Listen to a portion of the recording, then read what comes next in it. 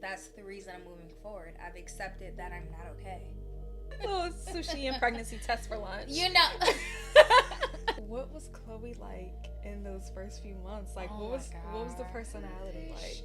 She was kind of insane, and like when the doctor told me no more, I begged, I cried, I laid out on the floor. Like telling you what you need to go back to doing and relating it to your old life. People don't understand. I'm not there anymore. So what? The pillow is a paid actor. Perfect.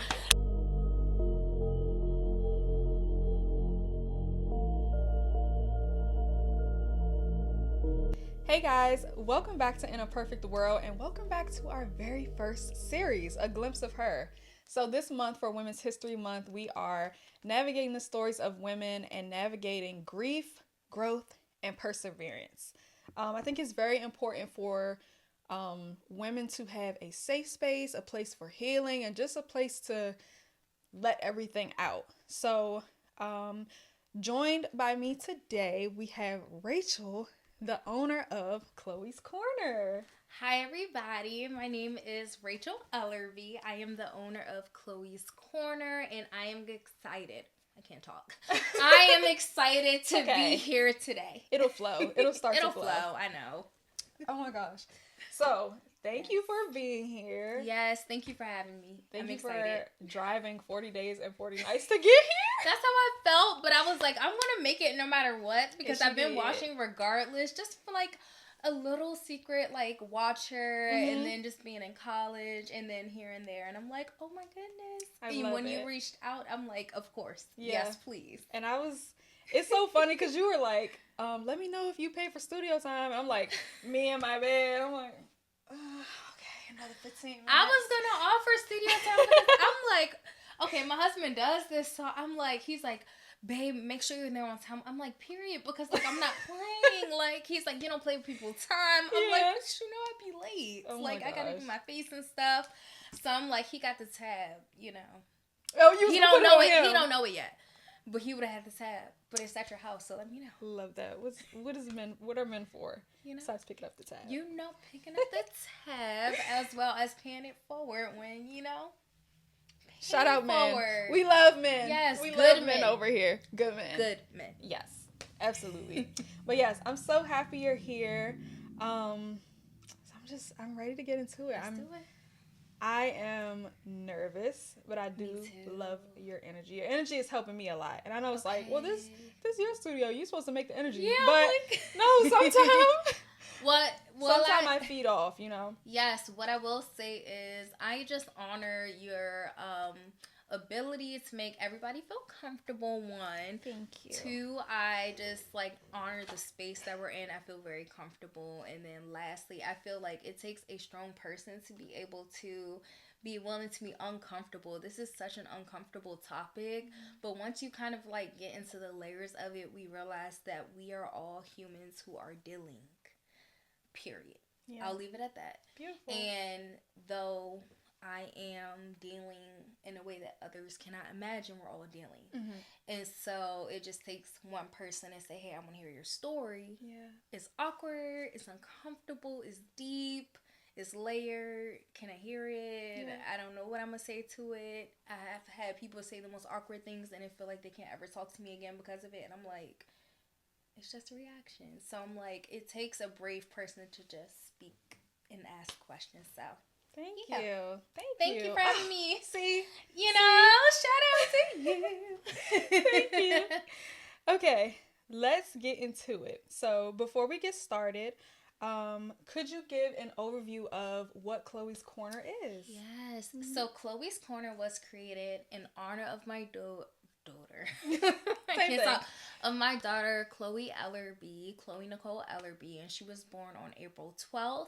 And the main mission and goal is to really just inform parents with infant safety, and then also inform them with infant safety resources, but to also provide them with said resources. And so not just provide the information, but also give them tangible resources such as the app down. I've been at work all day. Take your time. abdominal monitors, the foot monitors. And so those are the tangible objects that we really want to give to people. And then in addition to those family safety resources, we also want to provide just a network for people to be able to come in and just share their grief without feeling like they're being shamed or being judged. I know. My mind is already going. No, because I didn't know that shame is something that came with just with everything, you know. It does. I feel like there are times where we who are often grieving, especially a loss as big as our child, there's shame that comes with grief, because if you choose to kind of move forward in a certain way, whether you want to speak out about your grief, whether you want to kind of be quiet about it and heal in your own way. Yeah. Regardless of how you deal with it, people are going to judge. So if you're talking about it a lot, people are going to think, okay, you're good, you're over it. If you're talking about it a lot, people may think maybe they're not over it, they'll never get over it. Yeah. When in reality, that's just how people have to express themselves.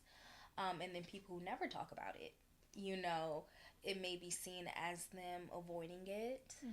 And so I think there's just a lot of judgment in how people choose to deal with it, no matter what. People can think, oh, they look like they're doing good, but. There's always a but. There's always a but. And people want there to be a but. I think so, because people can't imagine how you can be okay with that kind of loss. But you kind of have to let people know, I'm not okay with it. And I still move forward. Yeah. And so I think that's the thing. People want there to be a reason that you're not okay with your loss. And it's like, I'm not okay. That's the reason I'm moving forward. I've accepted that I'm not okay. Period. It's strong. And that goes for anyone, whether you've lost your child, a job, an opportunity, a man, a woman, a girl. And that's what I realized in my grief. It has humbled me to where I am on a level to where losing my daughter has truly, I feel true loss. And so some people, I've had a lot of wins in my life, and this was a bad loss. The worst loss I ever feel. But all throughout my life, God has been preparing me for just so many blessings, and she was one of them. And I think people have had hardships their entire lives. And I think to myself kind of how they may be grieving something. Maybe it's not the loss of their child, but maybe they never had the opportunities I had. Yeah. Maybe they've never, I don't know. But I feel like everyone's grieving something, and it may not be their child, but everybody's going to grieve something in their life that's going to bring them to this point. So it's humbled me. Yeah. I know I've gone on it's a long rant, but that is exactly what this is it's humbled me. I'm not okay, but I'm also like, you're not okay with whatever your loss is, but you still are like, but I'm going to still move forward, and I may not be okay with it, but it's pushed me to, because I'm not okay with that, it may become right. I can make it right with me, but because I'll never be that again, I'm gonna, or because like of that situation, I don't know. Yeah. Makes sense. Well, thank you for giving. Thank you for. I know. I'm sorry. Up. No, you're fine. You're fine. Thank you for giving an overview. What was tell me a little bit about your pregnancy journey. What was that like? It was hectic. I found out that I was pregnant on my husband's birthday. Oh my gosh. Okay. And I found out I was pregnant in the middle of teaching. What in the world? So many factors. Because I'm nuts. Okay. I'm just going to... Okay. I'm going to get into it. I was feeling off, but nothing was crazy. But I was teaching an ELA lesson, and in the middle of it, my phone had popped up like, hey, your monthly reminder, what's going on? And I'm like, wow, what is? So on my lunch break, I asked some of my friends, you guys want some sushi? I went and got us some sushi, and on the way back. I was like, let me just buy a little test. Little sushi and pregnancy test for lunch. You know, I'm crying because literally. Hey. And so, you know, we're eating sushi, and I'm like, all right, I'm going to take it after work. But it just was in the back of my head. Yeah, how could you go through the day? As time keeps going, I'm like, hello, you know, where are you? You know, it is creeping up, like, on that time. And so it's literally only been like 30 minutes. We're eating our sushi. I start feeling sick, and I go to the bathroom. Oof. And I'm like, let me just get my bag that had the test in it. And I'm like, let me just see. And I'm like, I'm sure it's nothing. And so... TMI, I'm not going to even say it all. Get sick, take the test, I'm pregnant. I'm like, are you kidding me right now? I'm about to get my master's degree. It's August. Yeah. In May, the following year, I'm supposed to be graduating with my master's degree. And I thought I planned everything out perfectly. I was not supposed to have a kid then. I was supposed to have a kid exactly when I graduated. So what is this? I was like, must be wrong. So I went straight down to the school nurse. I work at an elementary school. Oh, and she school confirmed nurse. my pregnancy. And wait. She's my friend now, and she came to my baby shower because the nurse had a pregnancy test. No, she confirmed it for me because I showed her the test. Oh, girl, you knew that test said. Sorry. Wait. I think I have this. I wish I had my phone. Yes. I knew what it said, but I was like, can you confirm this for me? She's like, yeah, Miss Ellerby, you're pregnant. Now you got to go back and teach your class. And I'm like, oh, okay. That's how I found out. Fast forward all throughout the pregnancy. It was amazing for sure. I really felt like after just spending so much time contributing my life to supporting others and other people's children, their lives, I felt like all the things that I learned, I was just ready to pour into my own child. Yeah. And so I was preparing, but it was always like something like, plan for the future, but not too much. Kind of enjoy the now. And I couldn't understand the anxiety. And so I will say I definitely suffered with some severe depression while I was pregnant. However, I can say that the joy of having a life inside of you, I don't know, it compares to no other. And so I can't really explain it. I was dealing with, I feel like almost maybe my spirit, maybe feeling like something maybe was off and I didn't have much time with Chloe. But in terms of the pregnancy, I feel like she really was the strength that kept me going. For sure. Sure. I was really getting my master's. I was teaching full time. She was my strength. What were you getting your master's in? I was getting my master's in special education. Okay. Oh my gosh, you guys. Don't ever do that. Family plan correctly, okay? But if you do, there'll be your motivation to get across the stage. She was there and she saw me walk across. So oh my god, it was beautiful. Yeah. Whenever is my time to take a test seriously. Like seriously. Seriously though. I gotta get the one with the letters. No. Pregnant, not pregnant. I can't do them lines. If it says a plus so minus. Thank you. Okay, but that's what got me. I'm like, I'm not sure. And she's like, Rachel, you're pregnant, and I'm like, I have class tonight. So I went and got a pregnancy test that had the letters because I'm like, I have class tonight. I don't know what you're talking about. I'm not pregnant. That is grounds for it. Yeah, I'm like pregnant. Mind you, I'm married, 3 years married, and I'm like, what are you talking about? Pregnant? Ew. Right. Never. Baby mom. What are you talking about? I feel like no matter when I get pregnant, no matter when I get pregnant, it doesn't matter. I'm a teen mom. I don't care. My next time, I'm going to be like, I'm a teen mom. People can be like, girl, you've been through this traumatic stuff, and I'm still a teen mom. Period. Still. So, how did your world change when Chloe arrived? Is it something that you can prepare for, or do you truly just have to wing it when it's time? You have to wing it. You have to wing it. Yep. You just have to wing it. I would say you can prepare for whatever you want to prepare for.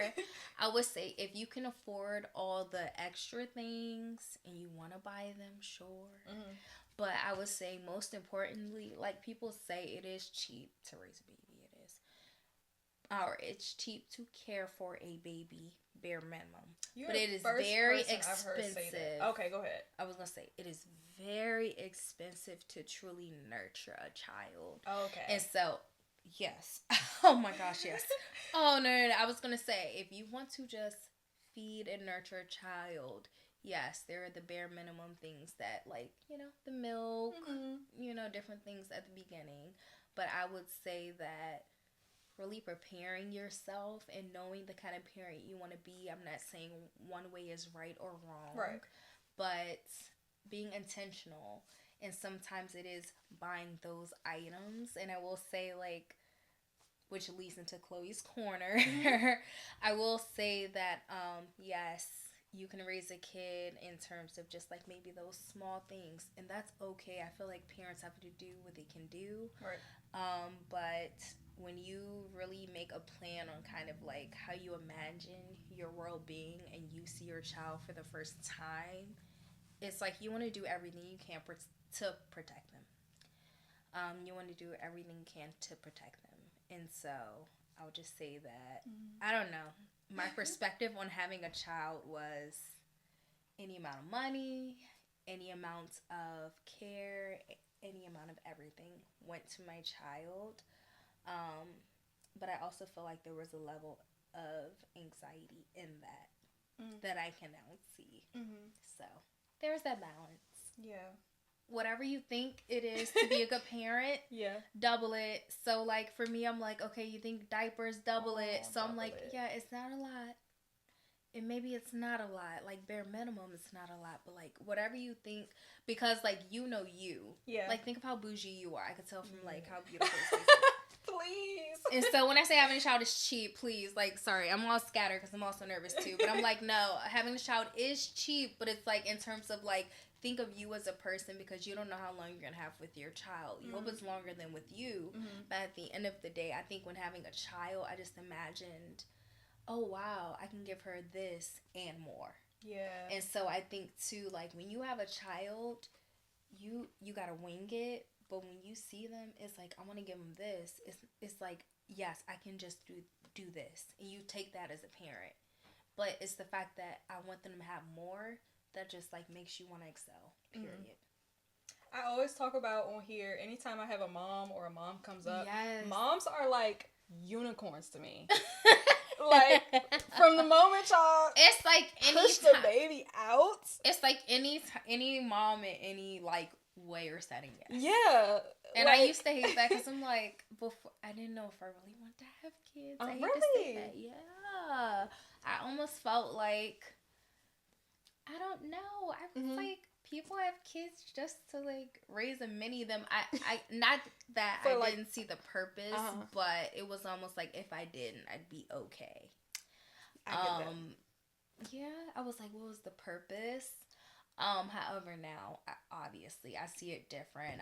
I understand the value in having a family. But, yeah, it is kind of like once you do have a child of your own, it sounds so cliche, that motherly instinct, like, kicks in. Yes. It never goes away. Yes, that's what I'm saying. Goes away. That's why I'm like, y'all are unicorns. It's so corny, too, because it's like, ew, why do you only talk about your child even though they're gone? It's like, okay, but Miss Linda over there can talk about her 184-month-old kid, and it's not a problem. My daughter will be 11 months old today, and you aren't comfortable. Well, I don't know if it's today. No, it's 17. I was like, is today the 12th? No, it's the 12th. Yeah, but still. But still, I'm like, okay, I make you uncomfortable, but, like, Miss Linda and, like, her 8-year-old toddler that she keeps posting. Okay. All right. Yeah. Anyways. So, what did? The pillow is a paid actor. So, tell me, what was Chloe like in those first few months? Like, what was the personality like?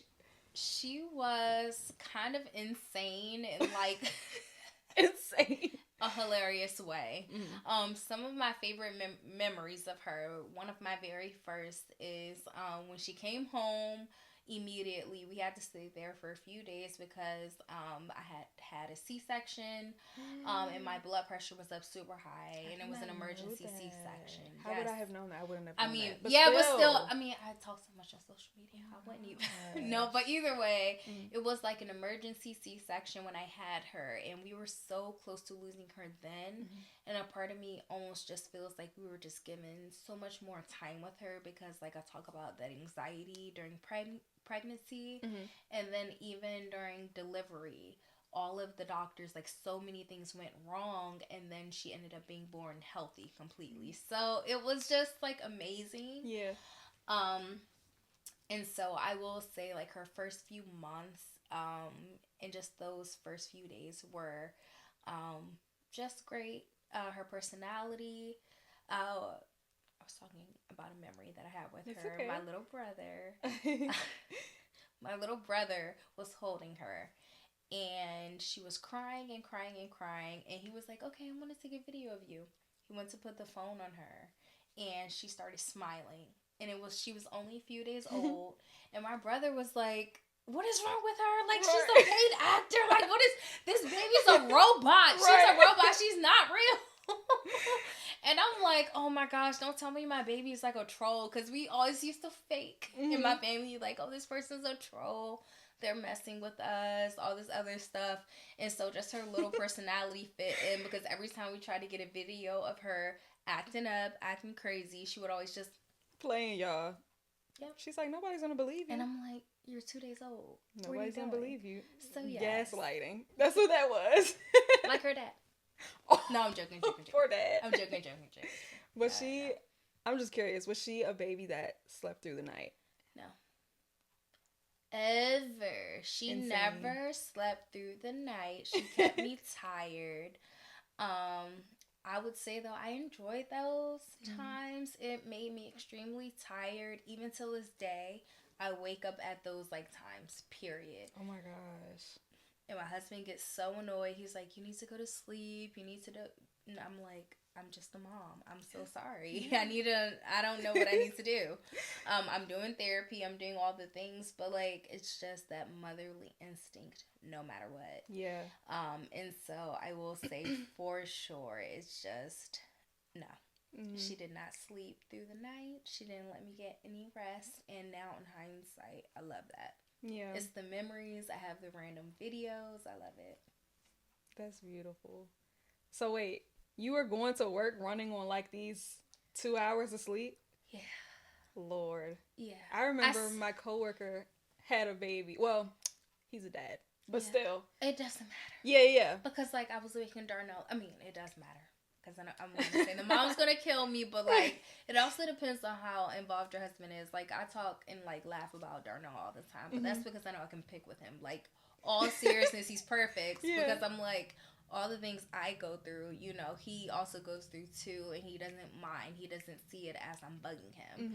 And so I will say, you know, with your coworker, depending on how involved he is, oh, he's going through it. Yeah. Oh, yeah. I remember. She may be pregnant. So he is, too. Oh, my gosh. I will wake up at, like, 1 a.m.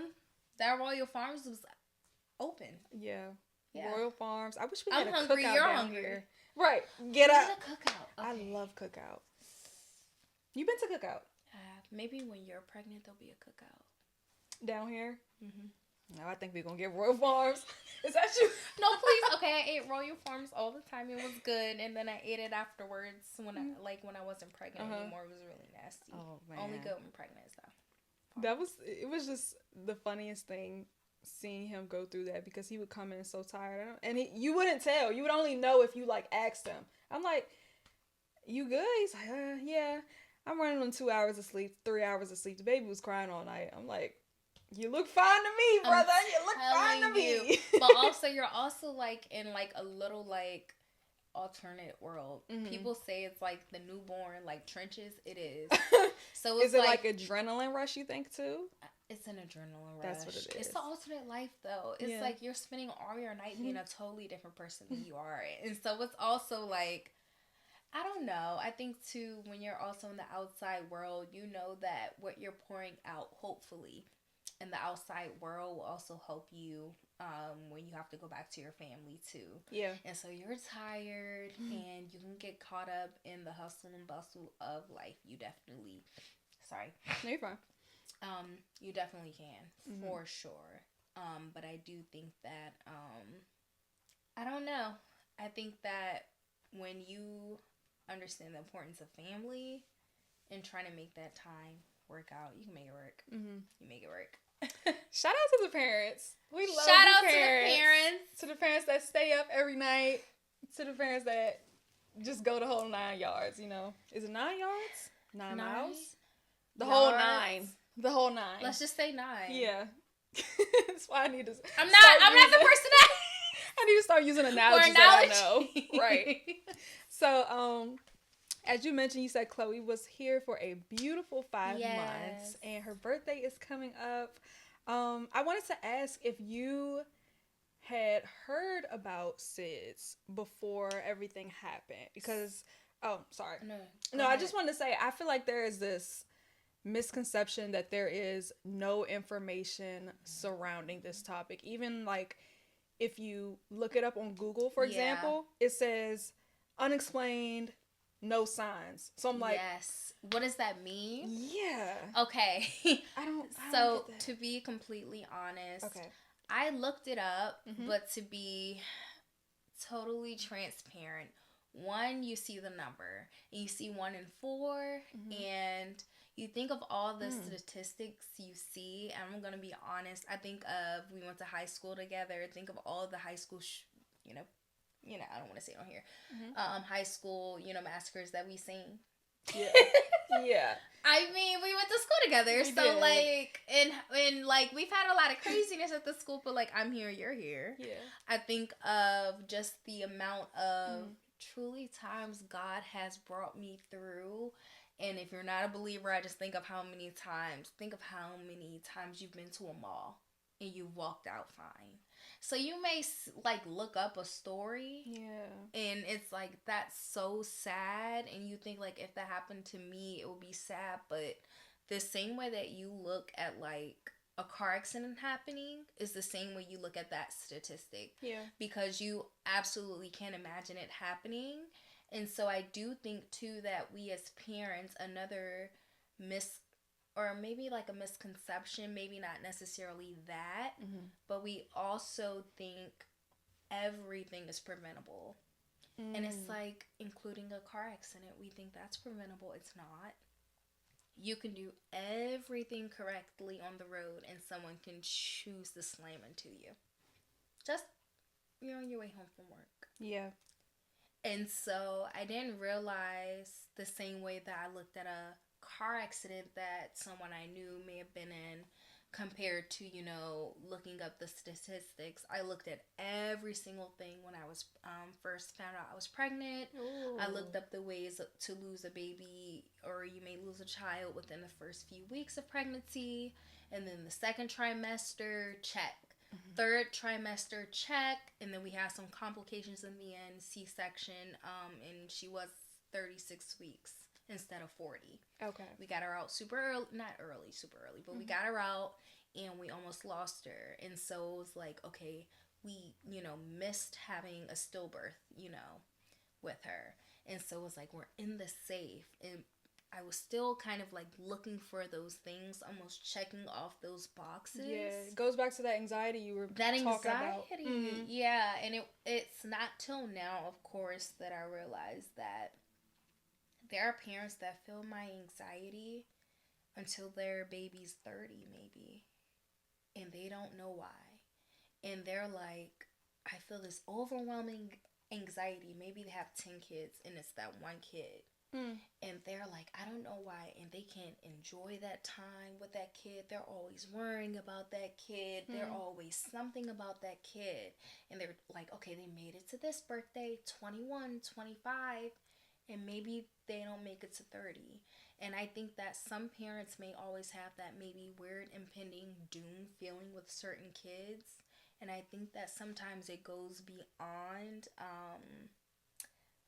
I don't know. I think it goes sometimes just beyond, I don't know, whatever's here. Just Yeah. like, I think it's a spiritual thing. Yeah. But with that being said, I will say that, I don't know, I think that a lot of times we don't enjoy the time that we have now. And I think that we oftentimes kind of wait for those feelings that we're feeling to make sense instead of kind of living in the now. And so, I don't know where I was going with this. It's okay. I'm so sorry, but That's I'm like, fine. yeah. It just reminded me about something. I'm probably not gonna mention on here. Probably talk about it No, afterwards. it's okay. It's okay. Are you sure? Yeah, I'm like, No, it just I'm just thinking about what you said about a parent possibly having like an idea of like a doomsday in a sense. Because I had a friend that passed away, and sorry, I had a friend that passed sorry, away. I don't want to make you No, emotional. no, you're fine. You're fine. I'm just like really deep in thought. Okay. Friend that passed away, and his mom just said, she couldn't get in contact with him that day, and she just knew something was wrong. He could have very well, Anything could happen. Phone could have died. He could have been asleep. But for some reason, that day, yes. How could she have possibly known something was wrong? And that's why I'm like, it's such a spiritual. It's something to be connected with your child. And I was talking to someone who never wanted to have children, a coworker, and then I was explaining kind of how I still have like this motherly type instinct or feeling or pull that brings me a certain type of strength, but I also didn't want to negate the strength that she had because she chose not to have kids. And so I do think that as women, for sure, we can pull strength from whatever, but I also think that when you do choose to or are able to have children, whether it be from your biological being or whether you spiritually take on, adopt, and then you foster a child, I also think there's spiritual implications of just taking in a child and adopting them. I really do like being a spiritual parent. I think that when you get provision over a child, I do think that there's just a connection. But with that connection, I think there comes, I don't know, with that connection, I think you see a lot because it is a type of provision. And I think too, the same way you can kind of see or you can kind of feel like, I hate to say it like a job or I hate to say it like an assignment, but that's kind of how I feel at times. Like I was assigned this and I did amazing. My daughter was loved. She was smiling. She was peaceful. She's fine. She loved us. My assignment is complete. I do think that some assignments are shorter. And I think that your child is a very special assignment, whether they're yours biologically or not. Yeah. And so I think that when that assignment is complete, you kind of know, like at the end of a class, you do your absolute best on a test. You know whether or not that test took you from like a D to where you passed or like an E or F. You know if you passed or failed. And it's not that you as a parent passed or failed. Yeah. But you're so invested in that course. You put everything into it, even though, and it's like, it's kind of on that teeter. It's almost like you have that feeling like, oh. And I had that feeling. You had the feeling? That feeling where it was like, oh, this is not good. I have to, accept and think about, like, you start to kind of reshape your life. So it's like, I don't want to compare it to having like a class, but that's the best thing I can compare it to because you start with just that little foundation of being a parent and you slowly build up, but it's almost like a spiritual assignment. And so when it's like, all right, okay, I'm good, but maybe I got to put a little bit more. Or, oof, that's not good. It's like, in your heart. Yeah. And it's painful, but it's almost like a preparation. It's like, okay, I know. I don't know. Still navigating. Yeah.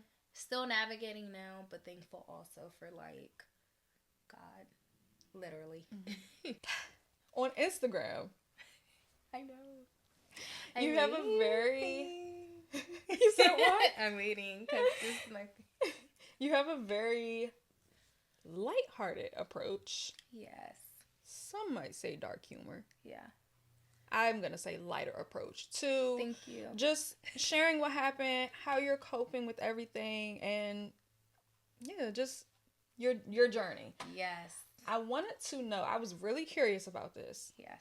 Have you ever received any negative feedback from, let's say, a family member, a friend, about what you have posted? So, I haven't received necessarily like straight up negative feedback that I can see, but I also, as you know, I'm horrible at responding at anything online. But like in person, I've had friends or family just be like, "That's not funny. Don't post that." And in the moment, I'm like, I don't really know how to kind of explain, but I kind of prayed about it and I thought about it, and I'm like, okay, I think there's kind of like three things going on. I think that one is people are really uncomfortable with honesty and truth. And the honesty and truth is something that I hear may be funny, and I may cackle immediately Cackle. at it. Not laugh, but cackle. No, I'm gonna cackle. So I'm like listening to a song that like a genuinely like, and they say "Big Mama, no kids." I'm not gonna laugh at that. Would I not laugh at that? But then, okay, it's like, okay, you don't have to post it, but then I'm always posting sad stuff. Granted, but in all honesty, humor is a part of grief. So that's one part of it. It's just the honesty of it. Because my very first honest reaction was not, I didn't cry at that at all. I'm going to be so... It was funny, and then it made me laugh. Like, I didn't cry at it. So that's one thing. The honesty, I think, makes people uncomfortable because people can't kind of fathom. How can you not cry at something that reminds you of your daughter in that time? Yeah. But then in the same sense, if I were to be crying at every single thing and posting that, it would be like she needs to get therapy right away. So I think there's no real right way to heal. Yeah. I think the second part of it is, with the honesty, it comes with connection to other parents who are also grieving, because the truth is we're sad all the time, but in being sad, different reactions come out. So I could be crying, but if I'm listening, and again, Big Mama, no kids, I'm crying, but I'm going to laugh at that because that's a crazy thing to hear on the radio. And so for me, when I giggled at it, it was like, oh my gosh, I bet so many parents have heard it and they laughed at it, and many people have. Yeah. So it's relatable to other lost parents. It's the honesty in just grieving. And then I think the last part of it is that, how can I say this? I made a choice that when my daughter passed away, I was going to laugh again. Period. And what made me laugh was at first the irony of my entire situation. And so when I share it, it is honesty, and then it's also connection. And I feel like not many people can also connect to what I'm feeling, but everyone can connect to accidentally laughing at something that is absolutely not funny. That is true. Like, can you not connect to that? That is very true. We all can connect to that. So I'm like, it's my connection to the parents who are like, wow, I did laugh at that when I thought of like my child who passed away, because like, why the fuck did you pass away? Why would you do that to me? And then it's also funny to the parent or the person who's like, grandma might have passed away randomly before like their graduation or something. And they're like, oh my gosh, like granny's crazy for that. Like literally, it's just like, you connect to it, you just are uncomfortable with it, but you laughed at it. Don't lie, you laughed at it. You know you laughed at it. Big Mama, no kids, you laughed at it. Oh my gosh, you laughed at it. I know you laughed at it. I know you laughed at it. I think, you know what? I think a lot of people, they're uncomfortable because they laughed at it. You said they're uncomfortable because they laughed at it. and they saw other people laughing at it in the comments. And then they didn't want to admit that they laughed at it. Because, Big Mama No Kids is crazy. Oh and then gosh. It's crazy for someone who's lost their kid. It's wild. But then you don't want to laugh at it. But the truth is, if someone says something funny about, like, someone else passing, you kind of cackle if it's been, like, some time. I'm like, and it's not that the person passing away is not funny, obviously. Obviously, right. Obviously. But it's also, like, in the realities of life, sometimes the human brain just interprets things immediately a totally different way. And I'm not going to negate that fact because my parents are hilarious. My family's hilarious. All they do is joke. And I just can't be anything other than that. So that's my political take. I'm like, let me be politically correct. I feel like people also base how you should be grieving based off of how they would grieve or how they feel like you should be grieving. I agree. Because to somebody, and we were just talking about this earlier, to somebody, you laugh and could be, oh, okay, she's getting through it. Mm-hmm. To somebody else, that's like, watch her. She something wrong with her. Something wrong. Okay. Mm-hmm. So I do watch a lot of true crime, and I will say that there are like certain videos where I'm like, you need to watch this person. Mm-hmm. I would say, don't watch it based off social media because sometimes you're just showing like you're a little curated what you're showing. Yeah. However, I will say that when you're watching people kind of give their take on social media and it may seem kind of lighthearted, it's because they have found their own peace and resolution in whatever they are seeking, and they're helping other people find that. And I think that's solely what it is. When my daughter first passed away, I could not hear her name. I could not talk about her. I could not think about her. But then all I wanted to do was think about her. And so I was in a vicious cycle of, just, I don't know, just of pain. And so I think to finally be in a place that I think of something, my initial is, wow, this is really my life. Are you serious? As opposed to, I have to be reset for a whole entire day. I think that for me is growth, but I completely understand how for other people they don't see that. But my only other option was to be not here physically or spiritually. Yeah. And I think people don't understand that. And so when they see certain things, they think that it's, oh my gosh, what's going on? Or, oh, she's distant. Fine. Yeah. It's, I made a choice. The doctor told me and my husband, you have to let her go. I told him, no, you don't understand. I was like, 30 minutes ago, I was with her, like, I just checked on her. When he said I had to let my daughter go, I made a choice then, and I asked God, if I do not take my life physically, I need you to promise that I can walk out of the hospital alive, because I thought I'd physically die. And then my second prayer was, if I make it out physically alive, do not let my spirit die. And so I think a lot of times people may see certain parts of me and think like, oh, bubbly Rachael, she's still the old her. It's not that. It's that I asked to be restored in a certain way that God provided me with, and I cannot repay him for that.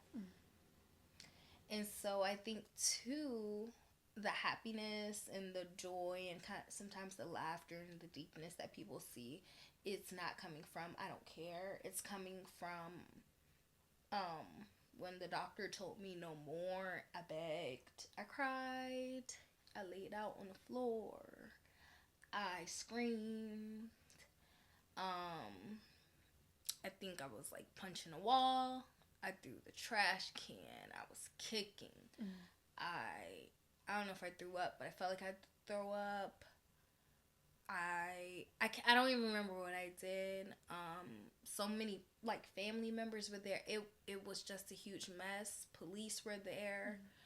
It was so much.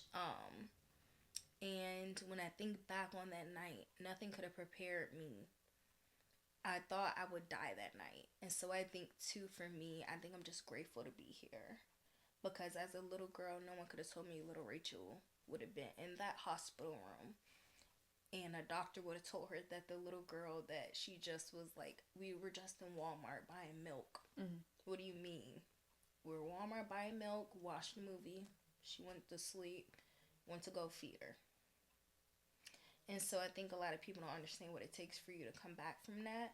And so people see other people walking around and they're like, oh, they're still mourning, they're still sad. Those people are dead spiritually. I don't want to be that. And so me not forever being sad, does it? I will forever mourn my daughter, but will I forever be sad? No. Will I forever grieve? Yes. Will I forever mourn? Yes. But will I forever feel sad? No, because joy is the end of my story, period. But I will mourn her and I will grieve her. But joy. So, that's me. And I don't know if I don't know if Ava mentioned it, but I was like, obviously I told you like I wanted to have you on here because like you were one of the first people that came to mind, like honestly. And I was like, Ava, I don't know if I should do this right now. I don't know. Yeah. I'm yes. like, please. It's like less than like a few months, so I'm like jumble all over the place. I know you'll edit me good, so thanks. Yeah. I mean, Thanks, I was like, I obviously like I want to talk to her. I want to have her on here so she can not only share your story but talk about Chloe's corner as well. But I never want to like, for lack of better words, trigger. You get what I'm saying? Like, yeah. This is, you get what I'm saying? No, so I think too, when it comes to being triggered, I think that in today's society, we have a unique opportunity to have open and honest conversations. I think that now more than ever, with us being more open about grief, about loss, about just humanity, period, I think that gives us the opportunity to have these conversations. I think a few years ago we couldn't, but that's because the woman next door couldn't talk about her loss. She just would get pregnant, few months later, and we never talked about that baby.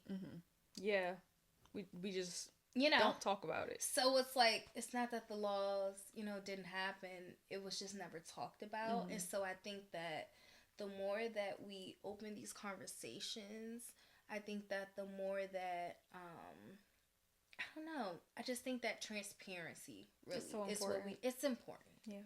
It's important. And so I think too that, because I saw other women before me be more transparent, and that's just women a few months. There were some women I saw be transparent who's lost their baby maybe a few days or a few weeks, but the same month in September as me, and they took their own lives. And so I've seen the trajectory of different women, and those women, my heart goes out to their families, but it is a part of me that is jealous, because a part of me feels like they do get to be with their babies. It's just not mine. I just cannot take my own life to do that. I have to do something else. Yeah. And so I can't say I agree or disagree, but what I can say is there are many people who have chosen to take their lives and gone to the other side, and they chose to die physically. And there are some people who choose to die spiritually but still choose to stay in the, whether they lash out in addiction, anger, pride, whether they become a top CEO and now they're narcissist, whatever they decide to do. Yeah. With that pain, they decide to do with it what they decide to do. But I do appreciate the transparency of a lot of women, and I just want to be a part of that. because people can do what they want to do with their hurt. I'm just going to talk about it and sometimes laugh about it. Yeah. Yeah, that's amazing. Just, yeah, amazing that you, like you said, are here talking about it, laughing Yeah. around the situation. But You know what also, I'm thank you saying? to you. You made me comfortable. I am Yeah. still not 100% comfortable talking about this. Yeah. Had a Red Bull, didn't eat. My heart rate was going Don't a do million that. miles a minute. Don't do that, guys. We do not. But I calmed down, you know. um. So, how can friends and family best support grieving parents? Whether that's A, doing or saying something, or B, not doing or saying something. Because I can imagine um, you have people that try to help, but they're just not. Yeah. It's not clicking the way they think, and it's all good intention, Yes. right? But it's just no. Yeah.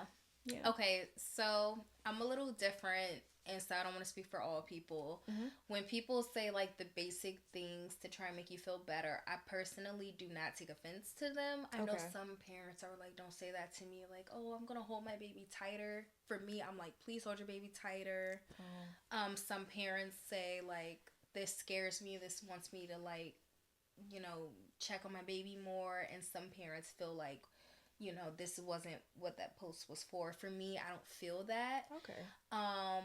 But some things that are not helpful are more so personal advice things. I think the overall arching things are like things we can kind of swallow. Like they're in a better place. Some people will go spiral, but I think most people can swallow that. I think the personal things like you need to start doing blank again. You used to do. Yeah. I think sometimes like telling you what you need to go back to doing and relating it to your old life, people don't understand. I'm not there anymore. Yeah. Like my old life, what are you saying I need to go back to that? You die. I'm a different person. Like that person, like the old Rachael is on the floor at the hospital September 20th, 2025. She will never return. Like she's gone. Whoever saw her that day, that's the last day she'll be here. And I'm just for me, that's how I feel.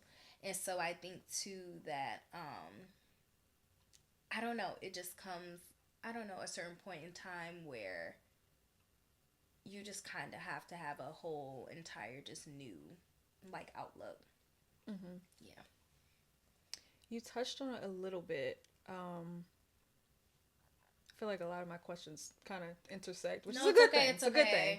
How is your perspective on life and faith changed? Or how do you look at it now? My perspective on faith, I have a more honest relationship with God now. I have said things to God and have spoken with God and have conversations with God that I wouldn't repeat. And things that I'm ashamed of, but those are the conversations that allowed me to stay. And so I believe there is a type of reverence, there's a type of respect that you need to have when coming before God.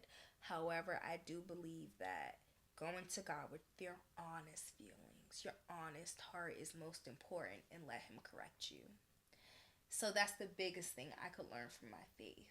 Because had I let how I felt I should approach God prevent me from going to Him, I would have totally given my life over. Because I had a choice. It was right there, clear. I mean, it's like doctors said, let her go. Everything went dark. When people, it's like a little, I'm not making light of it, but when people say like angel devil, yeah, it's like I didn't know. It's like it was right here, and with the faith of like mustard seed size faith, I was like, I'll just put a drop with this one, I think, because I didn't know what to do. And he was the only option I knew what to choose. But I could easily see how you could go over to the other side.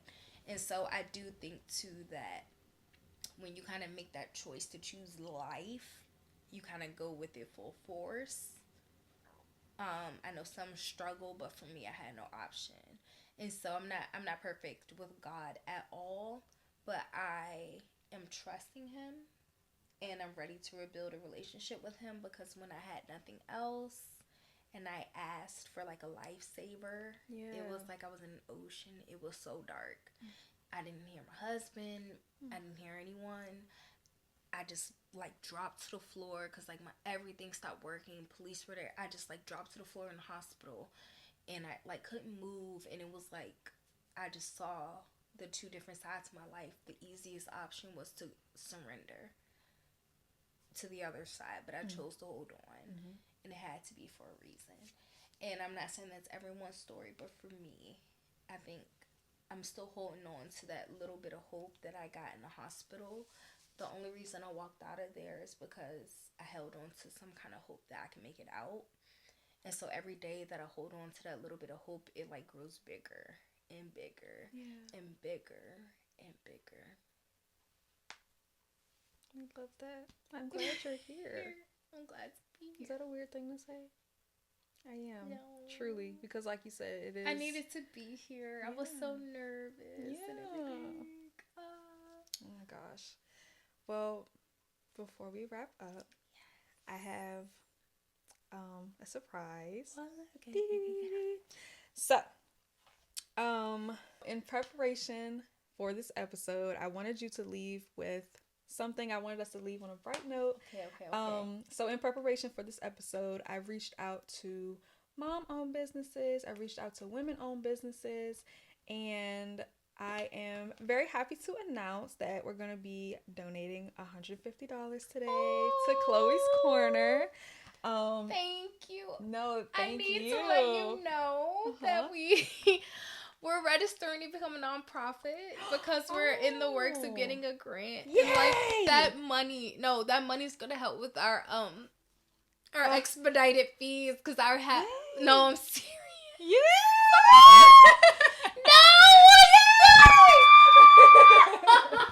Perfect. Thank you. Of course. Thank you for having me. I'm so. Yes. Thank you. So I'm gonna keep you updated, but I'm gonna keep you guys updated about nonprofit. I keep forgetting it's professional up in here. So exciting. Yes. Oh my God. I was just telling my husband, I'm like, okay, as soon as we get paid, we're gonna fast ship it so we can do this grant for the nonprofit. We just need this extra money. Thank you. Period. Yes. Perfect. Thank you. Right on time. Right on time.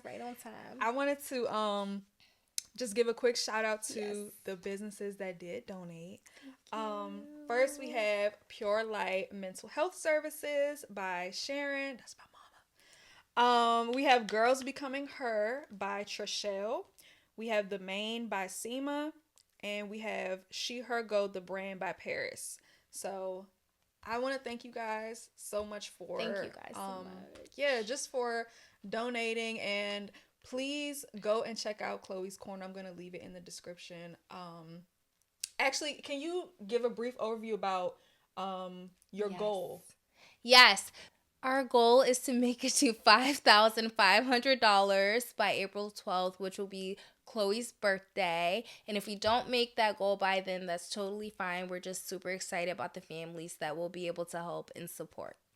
Yes. And yeah, like you say, even if you don't reach the goal, you guys are, what are you at now?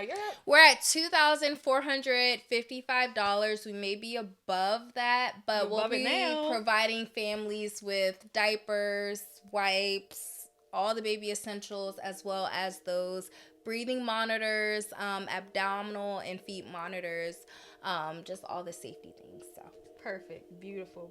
So I will go ahead and send that to you when we are finished. Yeah, I'm in a great mood. Thank